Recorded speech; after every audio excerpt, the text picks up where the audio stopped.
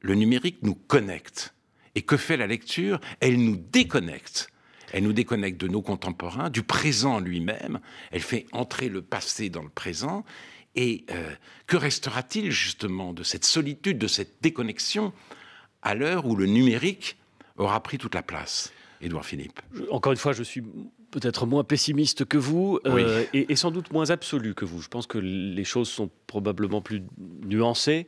Voilà, la lecture du papier peut nous déconnecter, c'est vrai, même si j'ai entendu. Je vais vous donner un exemple. Est-ce que vous lisez en musique?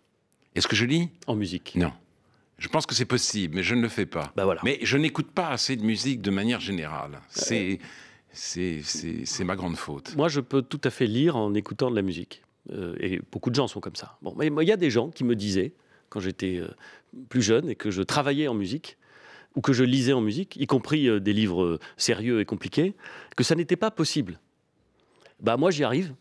Et puis, il y a plein de gens qui arrivent. Et puis, il y en a d'autres qui n'aiment pas ça. Et je pense que y a bien sûr des gens qui, en utilisant le net, ne lisent plus, ou lisent moins, ou s'interdisent une espèce d'effort continu et déconnecté. Mais il y en a aussi beaucoup qui sont capables de le faire. Voilà.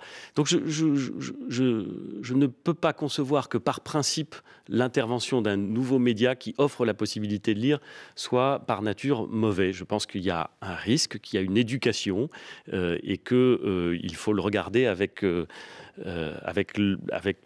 certaine forme de bienveillance, mais en tout cas avec l'envie de se dire que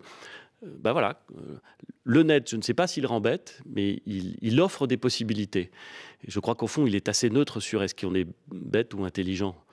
Vous voyez, je pense que l'essentiel, c'est l'éducation, c'est l'apprentissage de la réflexion, c'est l'épanouissement intellectuel, et que ça, c'est assez rétif aux techniques ou au mode. C'est un combat éternel, quelles que soient les modalités techniques qui nous entourent, c'est un combat éternel.